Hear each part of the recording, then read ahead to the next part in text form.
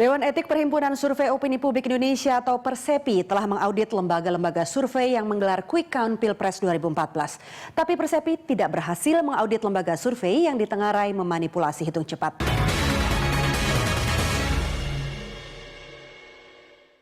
Saya sudah bersama anggota Dewan Etik Persepi, Prof. Hamdi Muluk.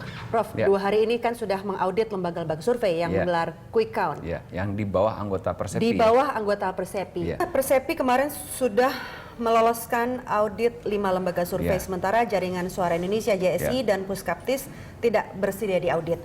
Nah, jika Anda melihat hasil hitung cepat mereka, terutama Puskaptis ini kan berbeda, jarak antara persentase Jokowi dan Prabowo itu sekitar 5%. Ini apa yang terjadi?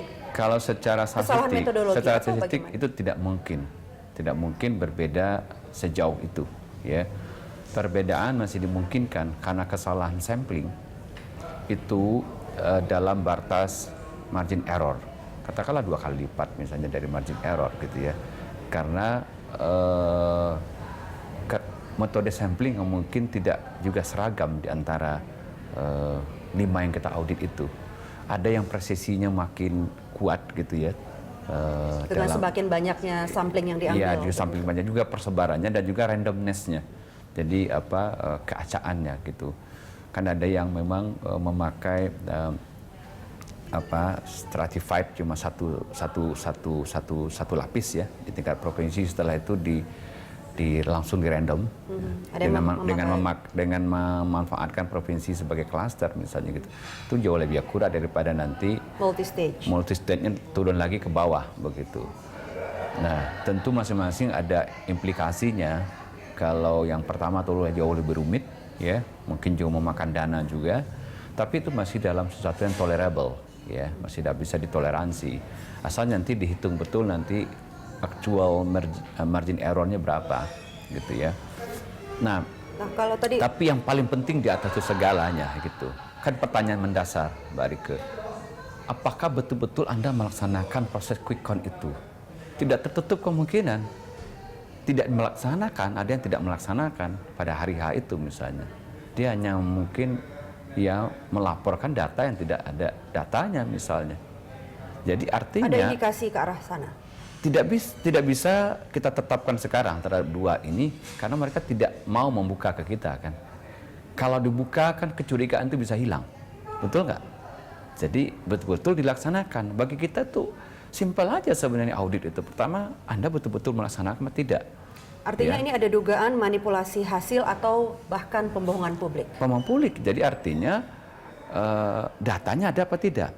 Ya, misalnya ya, bisa saja lembaga survei itu ya tidak melaksanakan, belakangan dia karang-karang datanya misalnya ya, setelah kejadian ya, terus dia siapkan misalnya 200 nomor relawan yang fiktif gitu ya, sebenarnya relawannya tidak pernah terjun ke lapangan yang 2000 orang itu. Hari ini gampang kita audit forensik gitu kan, kita lihat apa betul ada lalu lintas quick count-nya pada hari H itu, apakah betul dari nomor SMS yang itu ada data masuk misalnya ya di SMS kan, tuh SMS kan, kita bisa cek ke provider gitu. Itu meninggalkan jejak-jejak yang bisa di tracking gitu loh. Nah, itu yang paling simpel auditnya gitu ya. Nah, artinya dengan penolakan audit dari 2 lembaga survei ini kan kemarin Persepi sudah mengeluarkan mereka dari keanggotaan Persepi. Lalu bagaimana dengan nasib 2 lembaga survei lain yang tidak masuk dalam anggota Persepi seperti IRC dan LSN? Atau bagaimana juga nanti mereka? 2 lagi yang memenangkan Jokowi juga kan, Kompas, Litbang Kompas dan RRI. Ya, bagaimana kemudian nasib mereka yang tidak bernaung di dalam Persepi? Ya, tentu Persepi tidak bisa, tangan Persepi tidak sampai menjangkau mereka. Diperlukan otoritas yang lebih besar. Apakah itu nanti misalnya KPU ya, yang punya inisiatif untuk mengaudit semua secara nasional misalnya gitu. Saya berharap begitu. Karena bagi saya ini penting. Karena quick count ini kan adalah anak kandung demokrasi dan anak kandung ilmiah sebenarnya. Jadi jangan hanya gara-gara ada 1, 2, 3 lembaga yang tidak menyelenggarakannya secara profesional, yang lain itu kena stigma negatifnya di masyarakat, tidak dipercaya. Itulah semangat Persepi kemarin untuk melakukan audit itu, untuk memulihkan kepercayaan masyarakat terhadap proses demokrasi dan proses ilmu pengetahuan sesungguhnya tentang quick count ini kan, supaya masyarakat tidak kehilangan kepercayaan. Nah, kalau menurut hemat saya, ya, bahkan setelah nanti KPU pun sudah selesai mengumumkan hasil resminya, tetap kita memerlukan klarifikasi. Bagi saya yang penting, dari semuanya menyelenggarakan ini, pertanyaan paling mendasar, Anda betul-betul menyelenggarakan apa tidak? Itu dulu deh. Betul-betul datanya dikumpulkan secara benar apa tidak. Baru setelah itu dicek metodologinya. Kalau mengenai kemelesetan hasil, mungkin kita bisa cek metodologinya. Mungkin masih bisa kita maafkan misalnya ternyata ya ketidakmengertian dia dalam melakukan sampling, ya, sehingga samplingnya bias misalnya, sehingga cenderung memenangkan salah satu.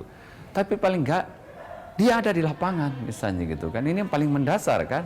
Ada aktivitas itu pada hari Kalau tidak demikian artinya pembohongan publik tadi. Ya, pembohongan publik. Tapi bisa juga misalnya dia melakukan di hari H. Data masuk, di tengah jalan dia ubah. Nah, itu bisa di tracking juga nanti, di audit juga. Kapan dia ubah tuh data gitu kan. Sepanjang lembaga surveinya mau diaudit tentunya. Sepanjang lembaga surveinya mau datang, membuka segala sesuatu yang penting itu kan, dia buka persiapannya itu taruh di atas meja semua kan. Itu yang fair kan begitu. Jadi kita bisa audit gitu. Ya, dan faktanya adalah ada lembaga-lembaga survei yang faktanya sampai ada yang tidak mau kemarin yang diaudit. dilakukan Persepsi, ada yang sangat eager, sangat ingin diaudit, ya, minta ke kita kan kapan kita diaudit nih kita kan, dan datang dengan dengan semangat, bawa semua datanya itu dibeberkan ke kita, dan ada lembaga yang menutup diri, ya, dan tidak mau, ya, kan yang tidak mau itu puskaptis kan, dan berdalih macam-macam gitu ya. Menurut saya tidak masuk akal dalihnya misalnya kita tunggu saja hasil KPU nanti, itu yang bisa membenarkan siapa yang salah siapa benar, kan logikanya salah itu. Kita sekarang mau memastikan, satu, Anda melakukan apa tidak, kedua, prosesnya dilakukan secara benar apa tidak gitu loh. Hanya dengan cara itu kita bisa menjudge hasil yang dia dapat itu bisa dipercaya apa enggak, ya, terlepas dari KPU datanya bicara apa gitu loh. Bagaimanapun tentu kita akan menanti hasil pengumuman KPU 22 Juli dan bisa membuktikan mana sebetulnya lembaga survei yang kredibel. Prof. Hamdi, terima kasih telah berbincang bersama kami. Ya. Demikian Profesor Hamdi Muluk, anggota Dewan Persepi, saya Rika Amru untuk Election Roundup.